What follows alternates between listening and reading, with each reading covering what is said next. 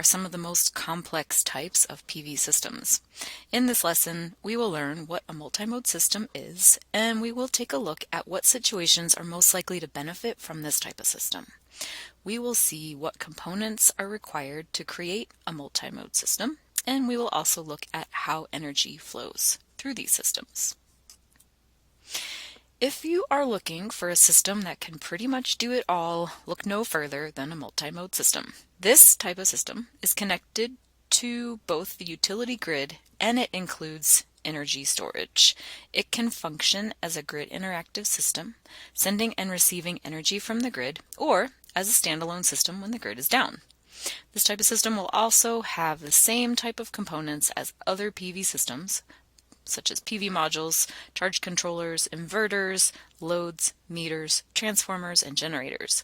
The differences are in the way that these components are designed to function and how they work within the system that they are a part of.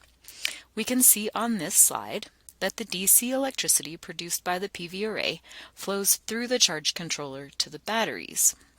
The PV array is connected to the batteries on the DC side of the system, which means this is referred to as a DC coupled system. The DC electricity is then changed into AC by the inverter and flows to the AC loads in the backed up loads panel, which we can see on the bottom part of that diagram, as well as the AC loads in the main service panel. If there is more electricity being produced than what is used, it will flow onto the utility grid. If there's not enough electricity being generated by the PV system to supply the load demand, the grid will supply the difference. At night, when the PV array is not producing, the grid will supply all of the power to the loads.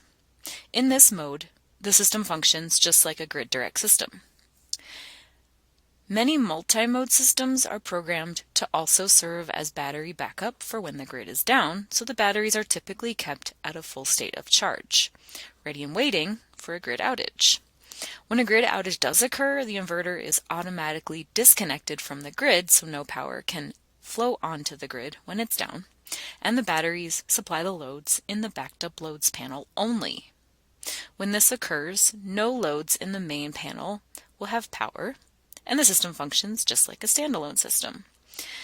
The grid is typically the priority charging source in this configuration, but the PV array can also charge the batteries when the sun is shining, even if the grid is down. Notice that the inverter on this slide is labeled as a multi-mode inverter charger, which means it has the safety features of a grid interactive inverter, and it also has the ability to change DC to AC and AC to DC, which means it can also use a secondary AC charging source like a generator to charge the batteries. This slide shows only one example of how a multi-mode system can be configured to function as a battery backup system when the grid is down. There are many other possible configurations and applications, such as load shifting, load shaving, self-consumption, zero export, and grid support functions, which you may hear those terms being used in the industry. And we cover these in more detail in our Advanced PV Multimode and Microgrid Design course, which is our PV 303 course. A multi-mode system has at least two sources of generation, the PV array and the grid. You might have additional sources of generation, such as a fossil fuel generator, a wind turbine, micro-hydro turbine. Other types of renewable energy generation can be incorporated into a multi-mode system. We still have our storage components, which is the battery bank, and our conversion, which happens in the inverter. Consumption in this example consists of an AC service panel, which is also the point of interconnection to the grid, which would not have power in the case of a utility outage. We also have a backed up AC loads panel as part of our consumption, which would still be supplied by the multi-mode system in the event of a grid outage. Multi-mode systems have inverters that operate in standalone mode, and PV power is going to be available when the grid goes down to any loads that are in that backed up AC loads panel. This slide shows some examples of multi-mode systems in different scales of applications.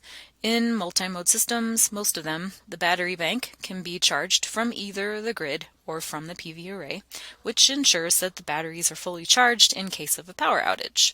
The photo on the left shows a smaller residential scale system with a multi-mode inverter that has the PV charge controlling function built in, and you can see the lithium-ion battery bank below. The photo in the middle shows a utility scale system with large central inverters on the left and battery storage containers on the right, with a substation in the background, which is most likely the point of interconnection. This type of system would likely be a very large ground-mounted PV array. The carport array on the right is an example of what you might see in a commercial scale system. Most commercial multi-mode systems have similar equipment to what you see in the utility scale installation, just fewer and or slightly smaller versions.